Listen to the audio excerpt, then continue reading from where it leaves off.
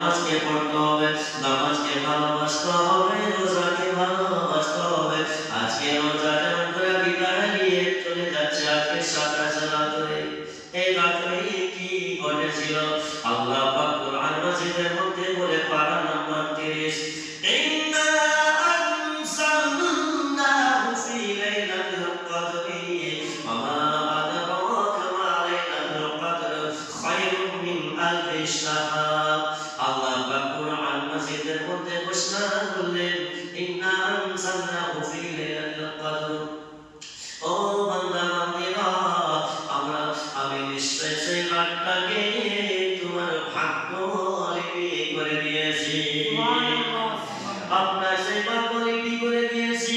21, 23, 25, 27, 29, এই 5টি রাত্রে তোমরা তালাশ করো।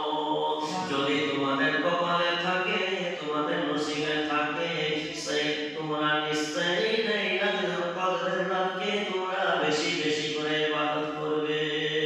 যেমন আজকে 27 রাত, আল্লাহ পাক বলে কত ফরমান, আল্লাহ পাক ফারিস্তা মণ্ডলীকে পৃথিবী জগতের মধ্যে আল্লাহ পাক ফারিস্তা মণ্ডলীকে পাঠিয়ে দেয়, ও ফারিস্তা মণ্ডলীরা, তোমরা যাও, আমার বান্দা বান্দীরা কি অবস্থায় আমাকে ডাকে। ফারিস্তা মণ্ডলীরা কি করছে? ফারিস্তা মণ্ডলী একদিন বলেছিল, আল্লাহ আপনি পৃথিবীর জমিনে মানুষ তৈরি করবেন, খুন করা হবে, দুশ্মনী হবে, খুন খারাপ হবে। তো আল্লাহ পাক বলেছেন, এই ফারিস্তা মণ্ডলী, আমি যা জানি তোমরা তা জানো না। তো ফারিস্তা মণ্ডলীকে বলেছিল, বাহাক সত্য, আল্লাহ আপনি যা জানেন তা আমরা জানি না। তো যাই হোক, আল্লাহ পাক পৃথিবী জগতের মধ্যে ফারিস্তা মণ্ডলীকে পাঠাইলেন। ফারিস্তা মণ্ডলীরা কতক্ষণ পর্যন্ত থাকবেন? বলা হয় যে ফজরের নামাজের আগে পর্যন্ত থাকবেন। বলে সুবহানাল্লাহ। তো ফারিস্তা মণ্ডলীরা কি করতে আসবেন? কি করতে এসেছে ফারিস্তা মণ্ডলী? তো প্রত্যেক দরওয়াজা, প্রত্যেক বাড়ির দরওয়াজায় আল্লাহর রহমত বরকত নিয়ে আসেন। বলে সুবহানাল্লাহ। এবং ফারিস্তা মণ্ডলীরা দেখে, এই আল্লাহ পাক বলেন, এই ফারিস্তা মণ্ডলী তোমরা যাও, দেখো আমার বান্দা বান্দি কি অবস্থায় আছে, কি আমাকে আজকে রাতে ডেকেছে কি ডাকছে না। ফারিস্তা মণ্ডলী বলেন, আল্লাহ আমি একটি শহর গেলাম, সেই শহরটি হচ্ছে নান্দনা, সেই বাড়িতে হচ্ছে গ্রামটি হচ্ছে ভবানীপুরে, দেখতে পাচ্ছি আল্লাহ তোমার শুকরিয়া আদায় করছে এবং তোমার হাবিবের শুকরিয়া আদায় করছে, আলোচনা করছে। ফারিস্তা মণ্ডলী আল্লাহকে বলে, আল্লাহ আচ্ছা, আল্লাহ জানেন কি জানেন না? সব কিছু জানেন, তা সত্ত্বেও আল্লাহ ফারিস্তাকে জিজ্ঞাসা করছে, তাই না? নবী মুস্তাফা গায়বা সাল্লাল্লাহু আলাইহি, নবী মুস্তাফা জানেন কি জানেন না? সবই কিছু জানেন। আল্লাহ পাক বলেন, ফারিস্তা মণ্ডলীরা আরো কি করছিল? ফারিস্তা মণ্ডলী বলবে, আল্লাহ তোমার বেশি বেশি করে আলোচনা করছিল, তোমার শুকরিয়া আদায় করছিল এবং তোমার হাবিব, তোমার নবী মুস্তাফা বেশি বেশি করে জিকির করছিল, তোমার নবী মুস্তাফা বেশি বেশি করে মুহাব্বতের আলোচনা করছিল। আল্লাহ পাক বলবে, ও ফারিস্তা মণ্ডলীরা তোমরা সাক্ষী থাকো, তোমরা সাক্ষী থাকো আমার বান্দা বান্দীদেরকে কাল হাসর ময়দানে আমি নিজে তাদেরকে জান্নাত দিব। তোমরা সাক্ষী থাকো ফারিস্তা মণ্ডলী, আমি নিজের বান্দা বান্দীদেরকে আমি নিজের হাতে তাদেরকে আমি জান্নাত দিব। তাই আজকে রাত 27 রাত, আজকে রাত লাইলাতুল কদর রাত, যত পারবেন ইবাদত করবেন এবং চোখের পানি ঝরাবেন। এই পৃথিবীতে কারো মা চলে গেছে, কারো আব্বা চলে গেছে, কারো ভাই চলে গেছে, কারো মামা চলে গেছে, কারো নানি চলে গেছে। যে নারীর কোলে মানুষের বড় বড় হলো, আজকে আজকে সেই নারী নয় যে ভাই আদর করে বড় করলো সেই ভাই কবরের মধ্যে চলে গিয়েছে। এ বাবু গল্প খুলে বাড়ি চলে যাও, গল্প যদি করো এখান থেকে বাড়ি চলে যাও। যে ভাই বড় করে মানুষ করলো আজকে সেই ভাই কবরের মধ্যে আন্দোলনে পড়ে রয়েছে। যে আব্বা আঙ্গুল ধরে বড় হলাম সেই আব্বা আজকে নাই, সেই আব্বা কবরের মধ্যে আন্দোলনে পড়ে রয়েছে।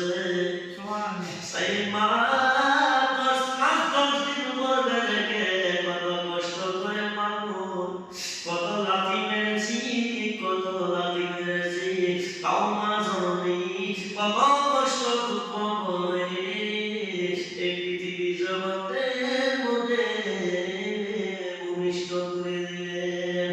এমন বড় হতে হতে আনন্দ ধরিয়ে ধরিয়ে মানুষ করলো। সেই আজকে আব্বা আজকে মা মা নাই আব্বা নাই।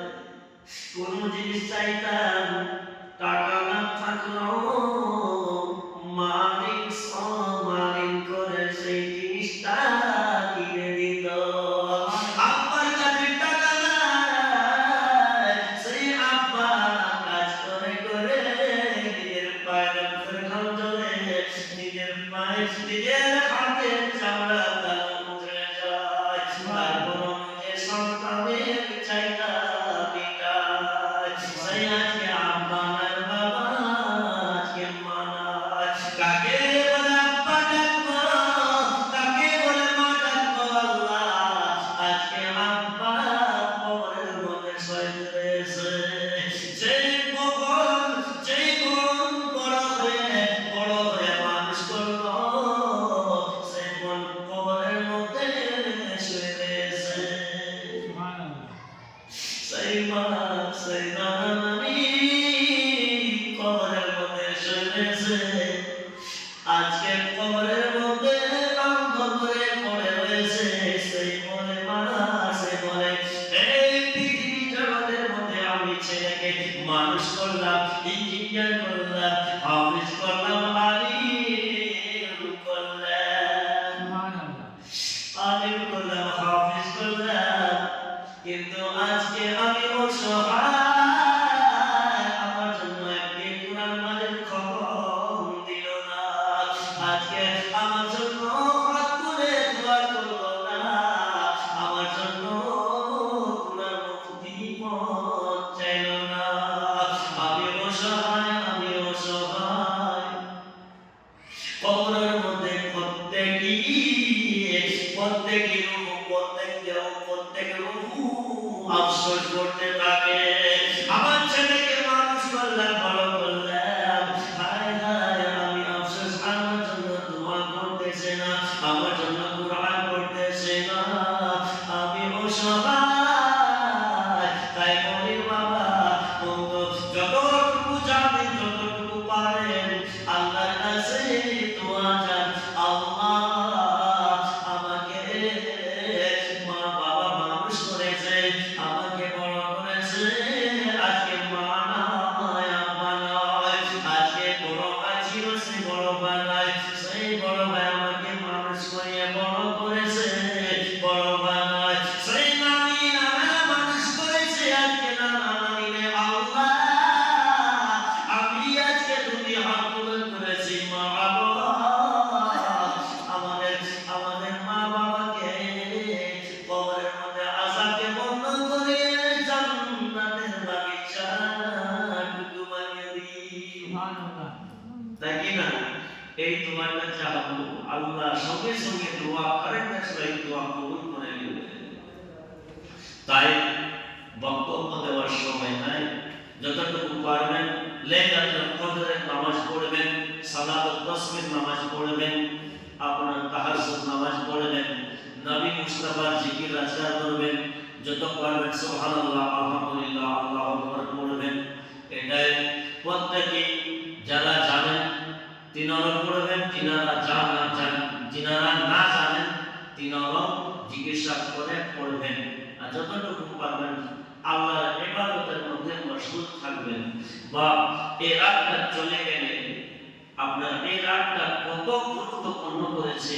এই রাতটা বলা হয়েছে হাজার মাস ইবাদত যতখানি করার পরে নেকি পাওয়া যাবে, সেই হাজার মাস চেয়েও উত্তম এই রাতটি বলে সুবহানাল্লাহ। এই রাতটা হলো লাইলাতুল কদরের রাত। আপনার এই লাইলাতুল কদরের রাত রমজান মাস চলে যাবে, চলে যাওয়ার পরে সামনে রমজান মাস নসিব থাকতেও পারে নাও থাকতে পারে, তাই কি না? কার নসিবে আছে কার নসিবে নাই কোনো গ্যারান্টি নাই।